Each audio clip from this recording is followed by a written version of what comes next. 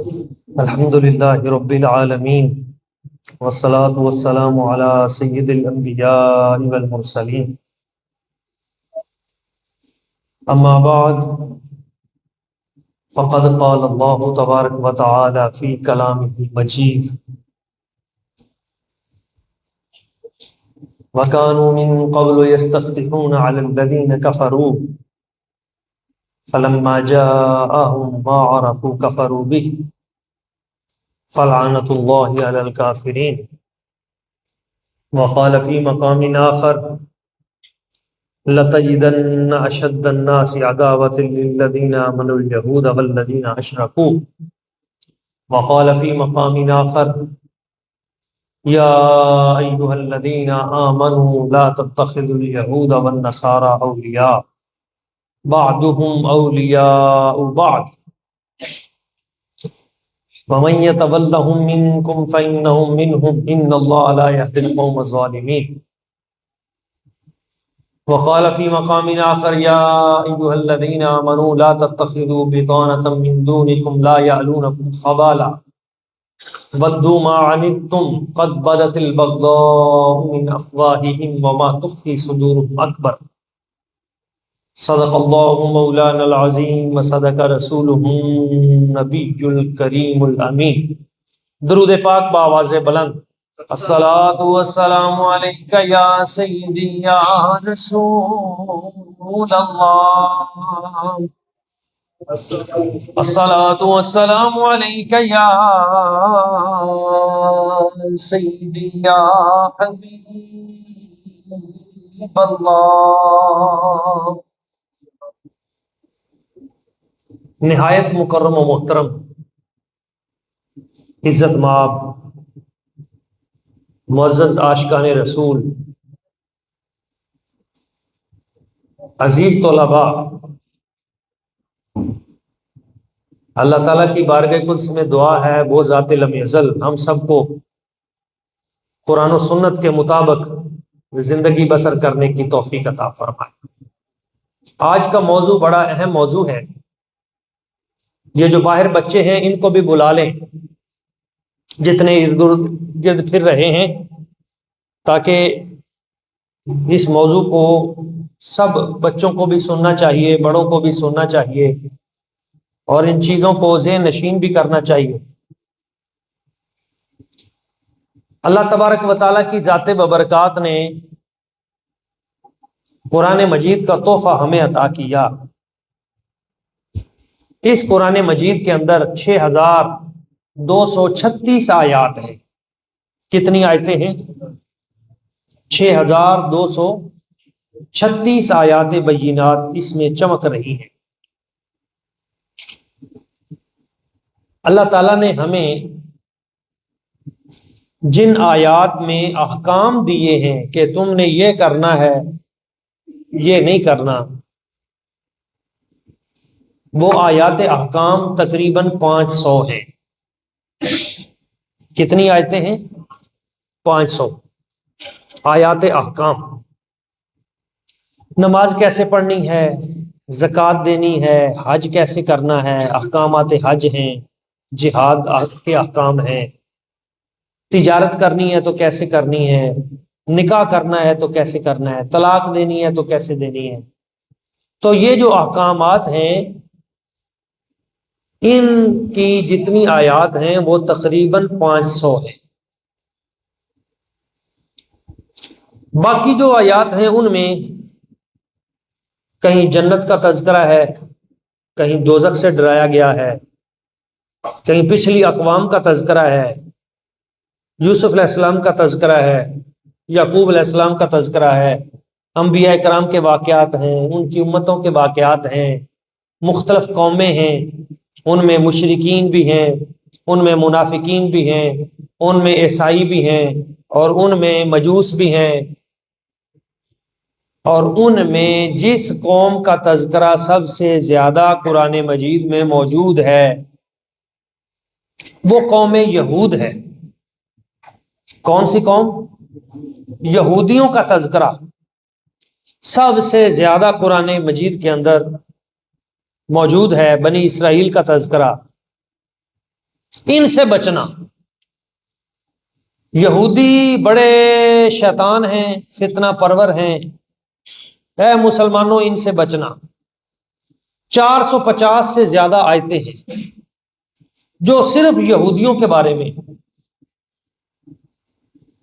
اس سے آپ اندازہ کر لیں. سورہ البقرہ آپ پڑھیں گے تو آدھی سورہ البقرہ وہ یہودیوں کے بارے میں ہی ہے کہ ان کے اندر یہ عیب ہیں، یہ نقص ہے، یہ کمزوری ہے، یہ فتنے ہیں، ان سے بچنا. تو جس قوم سے اللہ تعالیٰ نے ہمیں سب سے زیادہ بچنے کا حکم دیا، خطرے کا حکم دیا کہ ان کی چالاکیوں سے، ان کی شیطانیوں سے، ان کے جھوٹوں سے ان پہ کبھی اعتماد نہیں کرنا، وہ قوم یہود ہے. اب میں تمہیں تھوڑا سا تاریخی پس منظر بھی بیان کر دوں تاکہ آپ کو پتہ چل جائے کہ یہ یہود کہاں سے آئے ہیں. اللہ کے ایک نبی ہیں جن کا نام ہے حضرت ابراہیم علیہ السلام. کیا نام ہے؟ تمام بچے توجہ کریں، حضرت ابراہیم علیہ السلام. حضرت ابراہیم علیہ السلام کے دو بیٹے بڑے معروف ہیں. ایک بیٹے کا نام ہے حضرت اسماعیل علیہ السلام اور ایک بیٹے کا نام ہے حضرت اسحاق علیہ السلام. کتنے معروف بیٹے ہیں؟ کون کون سے؟ حضرت اسماعیل علیہ السلام اور حضرت اسحاق علیہ السلام. حضرت اسماعیل علیہ السلام کے آگے پھر دو بیٹے معروف ہوئے ہیں. ایک کا نام ہے عدنان اور ایک کا نام ہے قحطان. آگے چل کے ان کے دو بیٹے جو معروف ہوئے ان کی نسل میں سے ایک کا نام عدنان، ایک کا نام قحطان. یہ جو قحطان تھے یہ آئے یمن میں. ان کے جو بچے ہوئے ان کو کہا گیا بنو قحطان. انہی میں سے کچھ لوگ ہجرت کر کے جب یمن کے اندر وہ سیلاب آیا، سیل العرم جس کو کہتے ہیں، تو اس کے بعد وہ لوگ وہاں سے ڈیم جب ٹوٹ گیا تھا، قرآن مجید میں اس کا تذکرہ بھی ہے. پہلا دنیا کا ڈیم وہ یمن کے اندر بنا. یمن کے اندر ایک شہر ہے صنعاء، وہاں پہ دنیا کا پہلا ڈیم تعمیر کیا گیا تھا. اس کا تذکرہ بھی قرآن مجید میں موجود ہے. جب وہ ڈیم ٹوٹا تو وہاں سے پانی نکلا، لوگ بہہ گئے، تو پھر جو بچے وہ وہاں سے مدینہ طیبہ آ گئے جس کو یثرب کہا جاتا تھا. حضرت حسان بن ثابت اور انصار مدینہ، یہ اوس و خزرج، یہ انہی کی اولاد میں سے ہے، قحطان کی. اور دوسرا جو بیٹا تھا حضرت اسماعیل علیہ السلام کا، اس کا نام تھا عدنان. اور یہ حضرت عدنان، ان کے جو بیٹے تھے قصی تھے، کلاب تھے، مرہ تھے، کعب تھے، کیس، یہ سارے. تو یہ آگے مکہ مکرمہ میں، تو مکہ مکرمہ، مدینہ منورہ، یہ سارا عرب جو ہے یہ دو بیٹوں کی اولاد ہے، قحطان کی اور عدنان کی. اور حضرت عدنان ہی وہ ہیں جن سے آگے نبی پاک صلی اللہ علیہ وسلم تشریف لائے. دوسری طرف حضرت ابراہیم علیہ السلام کے جو دوسرے بیٹے ہیں ان کا نام ہے حضرت اسحاق. حضرت اسحاق کے جو آگے بیٹے ہیں ان کا نام ہے حضرت یعقوب علیہ السلام. آپ نے نام سنا ہوگا حضرت یعقوب علیہ السلام کا. حضرت یعقوب علیہ السلام کا لقب ہے اسرائیل. یعقوب علیہ السلام کا لقب کیا ہے؟ اسرائیل. قرآن مجید میں اس کا تذکرہ بھی ہے. یعقوب علیہ السلام نے قسم کھائی تھی اونٹ کے گوشت کے حوالے سے، قرآن مجید میں اس کا تذکرہ ہے. کان حلا لبنی اسرائیل الا ما حرم اسرائیل علی نفسہ من قبل ان تنزل التوراۃ. تو حضرت یعقوب علیہ السلام کا نام اسرائیل ہے، لقب. اور جو یعقوب علیہ السلام کے آگے بیٹے ہوئے تو ان کو کہا گیا بنی اسرائیل، اسرائیل کے بیٹے. ان کو کیا کہا گیا؟ بنی اسرائیل، حضرت یعقوب علیہ السلام کے بیٹے. یعقوب علیہ السلام کے کتنے بیٹے تھے؟ 12. حضرت یعقوب علیہ السلام کے کتنے بیٹے تھے؟ ان میں سے سب سے مشہور بیٹے کا کیا نام ہے؟ حضرت سیدنا یوسف علیہ السلام، جن کے نام پہ پوری ایک سورت ہے، سورہ یوسف. تو جو 12 بیٹے ہیں حضرت یوسف علیہ السلام سمیت حضرت یعقوب علیہ السلام کے 12 بیٹے، ان 12 بیٹوں میں سے یعقوب علیہ السلام کے ایک بیٹے کا نام تھا یہودا۔ کیا نام تھا؟ یہودا کے آگے جو بچے ہوئے ان کو کہا گیا یہودی۔ اب تمہیں پتہ چل گیا کہ یہودی کہاں سے آئے ہیں۔ تو یہودا بیٹا تھا حضرت یعقوب علیہ السلام کا، وہ بیٹے تھے حضرت اسحاق کے، وہ بیٹے تھے حضرت ابراہیم علیہ السلام کے۔ تو یہودی جو ہیں یہ یہودا کے بیٹے تھے، 2 3 4 پیڑھیاں آگے چلیں تو باقی جو 12 11 بیٹے تھے ان کی نسل کو بنی اسرائیل کہا جاتا تھا۔ یہودا کے بیٹے یہ بھی بنی اسرائیل میں سے تھے لیکن ان کو یہودی کہا جاتا تھا۔ لیکن 3 4 نسلوں کے بعد جا کے فرق ختم ہو گیا اور پھر سارے کے سارے جتنے بنی اسرائیلی ہیں پھر ان سب کو ہی یہودی کہنا شروع کر دیا گیا۔ تو اب وہ سارے جو بنی اسرائیل میں سے تھے ان کو آج یہودیوں کے نام سے یاد کیا جاتا ہے۔ پہلے جو اصل تھی وہ تو اچھے تھے، لیکن آگے جو چلی قوم ان کی عادتیں بہت بری تھیں، اور وہ برائی اتنی پھیلی کہ اللہ تبارک و تعالیٰ نے ان کی مذمت میں پھر کتنی صورتیں اور کتنی آیتیں اور کتنے پارے قرآن مجید میں بیان کیے ان سے بچنا۔ تو ان یہودیوں کا جو سب سے برا عمل ہے توحید کے حوالے سے وہ یہ ہے کہ وہ کہتے تھے نحن ابناء اللہ، ہم اللہ کے بیٹے ہیں، واحباء اور اللہ کے محبوب ہیں۔ تو باقی ساری دنیا کو وہ نیچا سمجھتے تھے، وہ کہتے تھے تم اور ہو ہم اور ہیں کیونکہ ہم اللہ کے بیٹے ہیں۔ حالانکہ ہمارے مدرسے کا چھوٹا سا طالب علم جو پہلے دن آتا ہے اس کو بھی پتا ہے کہ اللہ تعالیٰ کا بیٹا کوئی نہیں۔ قل هو اللہ احد اللہ الصمد لم یلد ولم یولد، نہ اس کا کوئی بیٹا ہے نہ وہ کسی کا بیٹا ہے۔ اور یہ اتنا بڑا بہتان اللہ تعالیٰ پہ لگاتے ہیں۔ دوسرا جرم، وقالت الیہود عزیر ابن اللہ، پھر یہ کہتے ہیں کہ یہ جو عزیر علیہ السلام ہے یہ بھی اللہ کے بیٹے ہیں، یہ ان کا جرم ہے۔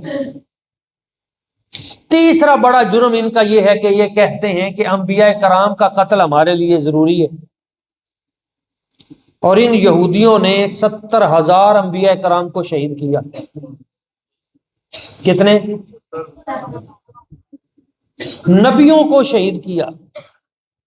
ایک دن میں 36 انبیاء کرام کو انہوں نے شہید کیا۔ حضرت زکریا علیہ السلام کو انہوں نے شہید کیا، حضرت یحییٰ علیہ السلام کو انہوں نے شہید کیا۔ حضرت یحییٰ علیہ السلام وقت کے بادشاہ کے پاس گئے تھے کہ تو نے اپنی بانجی سے نکاح کر لیا ہے، اتنا بڑا جرم کیا ہے، ہماری شریعت میں تو یہ حرام ہے۔ 36 نبیوں کو ساتھ لے کے گئے تھے، 35 نبیوں کو، اسے سمجھانے کے لیے اس بدبخت نے سب نبیوں کو شہید کیا، اس ظالم بادشاہ نے، وہ یہودی تھا۔ تو یہ ظلم و ستم انہوں نے پہلے دن سے کیے ہیں، آج بھی کر رہے ہیں۔ جھوٹ بولنا، دھوکہ دینا، فراڈ کرنا، قتل کرنا، یہ تو ان کے لیے معمولی کیس ہے۔ اس لیے یہودیوں سے مقابلہ کرنا ہے تو پھر ہمیں قرآن مجید پڑھنا ہوگا، ہمیں ان کی نفسیات کو سمجھنا ہوگا۔ میں چند باتیں آپ کو بتاتا ہوں۔ انہوں نے حضرت سلیمان علیہ السلام پہ الزام لگایا کہ یہ جادو کرتے ہیں تاکہ لوگ ان کی طرف مائل نہ ہوں، ہمارے دام میں پھنسے رہیں۔ سود کے کاروبار انہوں نے شروع کیے۔ ان کا جو بڑا عالم ہوتا ہے، قابل آدمی، قرآن کہتا ہے کہ مثل الذین حملوا التوراۃ ثم لم يحملوها کمثل الحمار يحمل اسفارا، اس کی مثال گدھے کی سی ہے۔ ان یہودیوں کا جو سب سے بڑا صوفی تھا اس کا میں نے تذکرہ کیا تھا پچھلے دنوں میں ایک تقریر میں، قرآن نے اس کی مثال دی ہے فمثلہ کمثل الکلب، اس کی مثال کتے کی سی ہے۔ اتنے غلیظ لوگ ہیں، یعنی جن کے نیک لوگ اتنے برے ہیں تو ان کے برے کتنے برے ہوں گے۔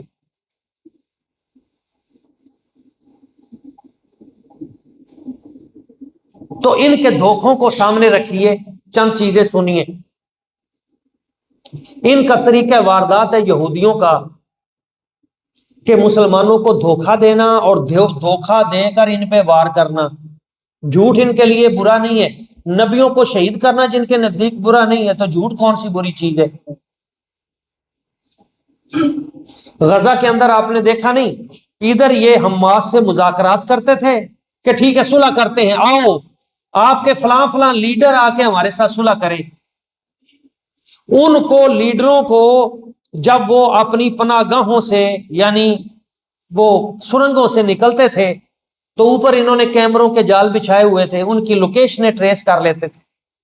جب آپ کے مذاکرات کر کے واپس جاتے تھے تو جاتے ہوئے ان کی لوکیشنیں ٹریس کر کے جب وہ واپس جا رہے ہوتے تھے تو ان کو قتل کر دیتے تھے، اور وہ سارا ایگریمنٹ جس پہ ان کے سائن ہوتے تھے وہ کہتے تھے جھوٹ ہے۔ ہزاروں مجاہدین اسلام انہوں نے اس طرح سرے عام ابھی 2-3 سالوں میں قتل کیے۔ ابھی آپ دیکھیں، ابھی 2 ماہ بھی نہیں گزرے تو ایران کے ساتھ انہوں نے مذاکرات کیے، اور مذاکرات کی ٹیبل سجا کے بیٹھ کے صلح ہو گئی، صلح کے سائن ہو رہے ہیں، سائن بھی ہو گئے، اور مٹھائی تقسیم ہو رہی ہے کہ دونوں کے درمیان صلح ہو گئی ہے۔ اس لمحے ان کو یہودیوں کو پتا چلا کہ ان کا جو لیڈر ہے خامنائی، اس کی لوکیشن ٹریس ہو گئی۔ اس صلح کے سائنوں کے فوراً بعد ابھی وہ لوگ وہاں سے اٹھ کے باہر بھی نہیں گئے تو انہوں نے میزائل حملہ کر کے اس کو قتل کیا۔ اتنے بڑے جھوٹے ہیں یہ، جس کو آپ سوچ بھی نہیں سکتے۔ یعنی آپ دیکھیں، قرآن کو پڑھا کریں، یہ پڑھنے والی کتاب ہے، نبی پاک کی سیرت کو پڑھا کریں۔ حضور نے جو فرمایا نا اخرج الیہود والنصارى من جزیرۃ العرب، پورے جزیرہ عرب سے ان یہودیوں کو نکال دو، یہ ایسے نہیں کہا، یہ قرآن کا حکم ہے۔ اللہ تبارک و تعالیٰ نے فرمایا میرا حبیب جو کہتا ہے وہ لے لو، کیونکہ حضور جانتے ہیں ان کی فطرت میں تباہی ہے۔ نبی پاک صلی اللہ علیہ وسلم کے ساتھ انہوں نے مذاکرات کیے۔ آج تو ہم دیکھ رہے ہیں نا کس طرح دھوکہ دے رہے ہیں، انہوں نے نبی پاک کی ذات کے ساتھ مذاکرات کیے۔ ان کے 3 قبیلے ہیں معروف یہودیوں کے مدینہ طیبہ میں۔ ایک قبیلے کا نام تھا بنو قریظہ، قریظہ نہیں قریظہ، اس کا تلفظ یاد رکھیں۔ دوسرے قبیلے کا نام ہے بنو قینقاع، قینقاع نہیں ہے، قینقاع۔ اور تیسرے قبیلے کا نام ہے بنو نذیر، اس کو بنو نذیر نہیں کہنا، قبیلے کا کیا نام ہے؟ بنو نذیر۔ اس قبیلہ بنو نذیر کے ساتھ حضور کے مکالمات چل رہے تھے، مذاکرات، تو انہوں نے کہا جی ہمارے پاس آ کے مذاکرات کریں، ہمارے پاس آئیں، یہاں بیٹھ کے مذاکرات کرتے۔ نبی پاک صلی اللہ علیہ وسلم اپنے صحابہ کرام کے ساتھ بنو نذیر قبیلہ اس کے ساتھ مذاکرات کرنے کے لیے تشریف لے گئے۔ انہوں نے پلان ترتیب دے لیا کہ یہ ہمارا سردار ہے، یہ اس کی کوٹھی ہے، اس کی کوٹھی کے باہر بیٹھیں گے اس جگہ پہ، اور یہ گدی جو سب سے بڑی درمیان میں، اس پہ نبی پاک صلی اللہ علیہ وسلم کو بٹھائیں گے، ادھر ساتھ آپ کے غلاموں کو بٹھائیں گے، ادھر ہمارا سردار بیٹھے گا، ادھر ہمارا فلاں سردار بیٹھے گا۔ اس طرح حضور سے بات چیت کریں گے۔ جب نبی پاک صلی اللہ علیہ وسلم محو گفتگو ہو جائیں گے تو جہاں حضور بیٹھے ہیں ٹیک لگا کے دیوار کے ساتھ، اوپر چھت ہے، تو چھت کے اوپر انہوں نے یہ چکی چلتی تھی پہلے پتھر والی ہاتھوں سے، اس چکی کے 2 بڑے بڑے بھاری پاٹ جو ہیں وہ انہوں نے اوپر رکھ دیے کہ جب حضور بات چیت کریں گے تو ہم اوپر سے وہ پتھر پھینک دیں گے، چکی کے پاٹ پھینک دیں گے، دونوں حضور کے سر انور پہ لگیں گے، شہید ہو جائیں گے۔ نبیوں کے قاتل تو یہ پہلے ہی ہیں۔ انہوں نے سرکار کو بلا لیا، نبی پاک صلی اللہ علیہ وسلم وہاں پہ آ کے بیٹھ گئے، صحابہ کرام بھی بیٹھ گئے، بات چیت شروع ہو گئی، مذاکرات شروع ہو گئے، درمیان میں انہوں نے تلخی کی، سرکار ان کو سمجھانے لگے، توجہ ادھر ہوئی، ادھر سے انہوں نے اشارہ دیا کہ یہ ماحول ٹھیک ہے، اوپر سے پتھر پھینکو۔ وہ بندہ اوپر سے پتھر جو ہے اس کو پھینکنے لگا جب، تو جبریل امین آئے، اسی لمحے قرآن مجید کے اندر سورہ الحشر پڑھیں، اس کی تفسیر میں حضور کو بازو سے پکڑا، سرکار اللہ تعالیٰ فرما رہے جلدی باہر نکلے، حضور کو لے کے جبریل امین چلے گئے۔ صحابہ کرام بیٹھے دیکھ رہے ہیں بھی حضور چلے گئے، کوئی بات بھی نہیں ہوئی، اچانک اٹھ کے گئے ہیں، شاید کسی ضروری تباہ کے لیے کسی اس طرح چلے گئے۔ تھوڑی دیر کے بعد صحابہ کرام بھی چلے گئے۔ یا رسول اللہ، یا حبیب اللہ، آپ تو وہاں سے تشریف لے آئے، بات تو ابھی باقی تھی۔ حضور نے فرمایا میرے رب نے مجھے بچا لیا، واللہ یعصمک من الناس، اللہ تعالیٰ فرماتا ہے حبیب آپ کی حفاظت کا ذمہ ہم نے لیا ہوا ہے۔ اللہ اپنے محبوب کی حفاظت کرتا ہے۔ سرکار نے پھر انہیں پیغام بھیجا کہ تم نے غداری کی ہے، ہمیں تم نے بٹھایا اور اوپر سے تمہارا ارادہ تھا کہ چکی کے پاٹ کے ذریعے شہید کر دینا، اب تمہارے لیے حکم آ گیا ہے کہ مدینہ طیبہ چھوڑو، نکل جاؤ یہاں سے۔ اب جب حضور کا حکم آ گیا کہ یہاں سے مدینہ طیبہ چھوڑو، جتنا سامان اٹھا سکتے ہو اٹھاؤ، گھر بار چھوڑو اور نکل جاؤ۔ اب انہوں نے مشورہ کیا آپس میں کہ اب زمینیں گھر بار چھوڑ کے نکلنا پڑ رہا ہے، ہماری سازش کا پتہ چل گیا، چوری ہماری ظاہر ہو گئی، اب کیا کریں؟ انہوں نے ارادہ کیا کہ چلو جان تو بچ گئی ہے، مال بھی بچ گیا ہے، جانور بھی بچ گئے ہیں، تو سب کچھ لے کے نکل چلتے ہیں۔ جب وہ یہودی وہاں سے نکلنے لگے تو مدینہ طیبہ میں رئیس المنافقین تھا، ایک رئیس المنافقین اس کا لقب ہے، اس کا نام ہے عبداللہ بن ابی۔ وہ نمازیں بھی پڑھتا تھا، روزے بھی رکھتا تھا، نام بھی عبداللہ تھا، اللہ کا بندہ، اور تھا بھی اپنے آپ کو کہتا تھا میں مسلمان ہوں، اور حضور کے پیچھے کھڑا ہوتا تھا، مگر اندر سے یہودی تھا، اندر سے وہ منافق تھا، بلکہ منافقوں کا سردار رئیس المنافقین۔ اس نے پیغام بھیجا بنو نذیر کو، نہ بھائی نہ، چھوڑ کے نہ جانا، تم مدینہ چھوڑ کے چلے گئے تو پیچھے رہے گا کون؟ بالکل نہیں جانا، آپ ادھر رہو، ادھر ٹھہرو، ہم ہیں نا آپ کی مدد کے لیے۔ رئیس المنافقین کہنے لگا میں 2000 بندوں سے تمہاری مدد کروں گا، اور اسلحہ بھی میرے پاس وافر ہے، اور لڑنے والے جنگجو ان کا پورا قبیلہ ہے، تم ڈٹ جاؤ، میں تمہارے ساتھ ہوں مدد کے لیے، اور تمہیں پیسے بھی دوں گا، مال بھی دوں گا۔ آپ سمجھ آئی آپ کو بات؟ وہ تو نکلنا چاہ رہا تھا یہودی وہاں سے، پر رئیس المنافقین نکلنے نہیں دے رہا تھا۔ نہیں سمجھ میں آئی بات؟ امریکہ تو نکلنا چاہ رہا ہے اب بھی کہ میں ان عرب ملکوں سے نکل جاؤں، پر یہ جو رئیس المنافقین اندر بیٹھے ہیں نا، حکمران عرب، وہ کہتے ہیں نہ نہ، ڈالر ہم دیں گے، مال ہم دیں گے، پیسہ ہم دیں گے، ہمیں نہ جاؤ چھوڑ کے، اگر تم چلے گئے پیچھے ایران ہمارا رگڑا نکال دے گا۔ یہ رئیس المنافقین ہے۔ قمر جلالوی کا شعر ہے تو تھوڑا سا سخت ہے، پر ہے بڑا تگڑا۔ وہ کہتا ہے پڑھتا ہوں تو کہتی ہے یہ خالق کی کتاب، پڑھتا ہوں تو کہتی ہے یہ خالق کی کتاب، ہیں مثل یہودی یہ سعودی بھی عذاب، ان لوگوں کے بارے میں قمر کیا لکھے، کعبے کی کمائی سے جو پیتے ہیں شراب۔ یہ یہودیوں کو یہاں بٹھا کے بیٹھے ہیں، ان کو مال دے رہے ہیں، مصر کو انہوں نے تباہ کیا، جنرل سی سی کو انہوں نے لا کے وہاں پہ بٹھایا، صدر مرسی کو انہوں نے شہید کیا، اخوان المسلمین کے لاکھوں لوگ انہوں نے شہید کیے، بلڈوز کروا دیے۔ سعودی عرب نے مال دیا، پہلے سال کی پوری تنخواہیں سعودی عرب نے دی مصر کو۔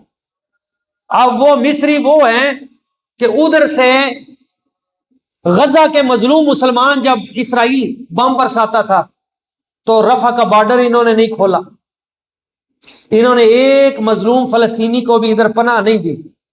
لیکن اب جب ایران نے اس پہ اٹیک کیا، یہودی بھاگ کے آئے تو اسی رفح بارڈر کو اس نے یہودیوں کے لیے کھول دیا، آؤ تم بچو۔ یہ ہیں وہ رئیس المنافقین جو اسلامی ملکوں کے اوپر مسلط ہیں اور یہود و نصارہ کے سہولت کار ہیں، جن کی وجہ سے امت پریشان ہے۔ ابھی کہتے ہیں نہیں جی حرمین پہ حملہ ہو گیا، حرمین پہ حملہ نہیں ہوا۔ اس لیے خانہ کعبہ کے اندر بت تھے، خانہ کعبہ کے اندر میرے نبی پاک صلی اللہ علیہ وسلم نے توڑ کے پھینک دیے۔ بت خانے کعبے کے اندر بھی ہو تو اسے گرانے کا حکم ہے۔ یہ بت خانے ہیں، دبئی کے اندر انہوں نے بڑے بڑے بت خانے کھولے ہیں۔ اسرائیل کے اندر یہودی اتنا محفوظ نہیں جتنا دبئی کے اندر محفوظ ہے، امارات کے اندر محفوظ ہے۔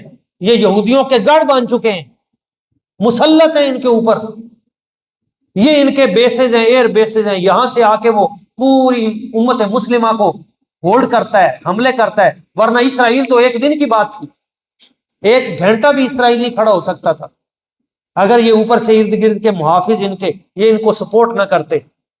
تو طریقہ واردات وہی ہے جو میں آپ کو مسئلہ سمجھا رہا تھا کہ اس دور میں بھی انہوں نے مذاکرات کے نام پہ حضور کو بلایا تھا اور پھر حملہ کیا تھا۔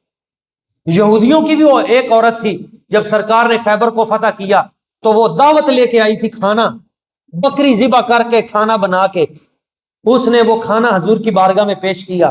حضور گوشت لے کے آئی ہوں، کھانا لے کے آئی ہوں، آپ تھک گئے ہیں جہاد کرتے کرتے، کھانا کھا لیں۔ خیبر کے اندر اس یہودی عورت نے وہ کھانا پیش کیا تھا۔ نبی پاک صلی اللہ علیہ وسلم نے صحابہ کرام کو فرمایا کھاؤ۔ ایک لقمہ حضور نے اٹھایا، زبان پہ رکھا تو فوراً واپس رکھ دیا۔ ارفعوا ایدیکم، فرمایا نہ اپنے ہاتھ اٹھا لو، نہ کھانا، اس یہودن نے کھانے کے اندر زہر ملا دیا۔ اب دعوت ہو رہی ہے لیکن اس کے اندر زہر ہے، فوڈ پوائزن۔ آج آپ نے معروف یہ جملہ سنا ہوگا، بڑے بڑے لیڈروں کو یہاں پہ قتل کیا گیا، اور کیا یہودیوں نے۔ یہاں پاکستان کے اندر بھی یہ ذوالفقار علی بھٹو کو کس نے شہید کیا؟ لوگ کہتے ہیں امریکہ نے۔ امریکہ میں کس نے کروایا؟ یہودی تھے۔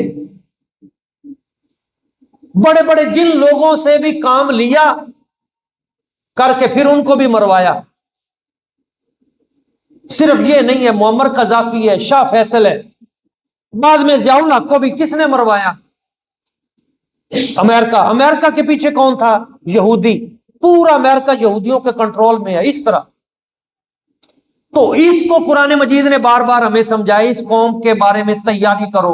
وَأَعِدُّوا لَهُم مَّا اسْتَطَعْتُم مِّن قُوَّةٍ وَمِن رِّبَاطِ الْخَيْلِ، اپنے ہتھیار مسلح اپنے آپ کو کرو، اپنے بچوں کو اپنا سلیبس پڑھاؤ۔ اب یہ ہر والد کی ذمہ داری ہے، ہر والدہ کی ذمہ داری ہے، اپنے بچوں کو اویئر کریں اس حوالے سے۔ میں آپ کو آج کا قصہ سناتا ہوں، بات ختم۔ ابھی ہمارے ہاں چونکہ میں بھی پڑھاتا ہوں کالج میں، تو ہمیں کچھ دن پہلے یہ جو فرسٹ ایئر کے ہمارے بچے پیپر دے رہے ہیں تو ہمیں سلیبس بھیجا گیا، سمارٹ سلیبس، کہ بچوں کو پوری کتاب، پورا جو سلیبس ہے نا وہ تیار نہ کرواؤں، اس میں سے بچوں کے لیے چونکہ چھٹیاں بڑی ہو گئی ہیں، مسائل ہیں، تو تھوڑا تھوڑا سلیبس کر دیا جائے تاکہ اس کو تیار کر لیں، پیپر ان کے اچھے ہو جائیں۔ اب اسلامیات میں انہوں نے جو سمارٹ سلیبس دیا اس میں سے انہوں نے کہا کہ یہ حضرت پیر میر علی شاہ صاحب اور حضرت میاں شیر ربانی، میاں شیر محمد صاحب شرک پوری، ان دونوں کا جو واقعہ ہے یہ نہ پڑھاؤ۔ یہ تازہ ترین بات ہے۔ باقی کتاب آپ پڑھانی ہے پڑھا دیں، تیاری کروا دیں بچوں کو، لیکن ان دو سبقوں کی تیاری نہ کروائیں۔ پیر میر علی شاہ صاحب حضرت میاں شیر ربانی اور اسلام کی نشات ثانیہ، اسلام دوبارہ کیسے عروج پہ جائے گا، یہ سبق نہ پڑھاؤ۔ اور بچوں کا حال یہ ہے کہ بچے کہتے ہیں جس سے پیپر آئے گا ہمیں وہ بتاؤ، بس نمبر چاہیے، صرف قوم کو نمبر چاہیے، علم نہیں چاہیے۔ بلکہ بچے آتے ہیں کئی میرے پاس کہتے ہیں استاد جی کوئی ادنا تو 233 نمبر آ جائیں۔ اب 33 نہیں، اب 40 والا پاس ہے، یہ بھی یاد رکھیں۔ تو اللہ کے بندو جب 33 نمبر کا ٹارگٹ لے کے تم تیاری کرو گے تو تمہارے 10-15 نمبر ہی آئیں گے۔ اور یہ بھی آپ کو بتا دوں، یہ نمبروں کی جو تقسیم کی ہے اس نے ہماری قوم کا بیڑا غرق کر دیا۔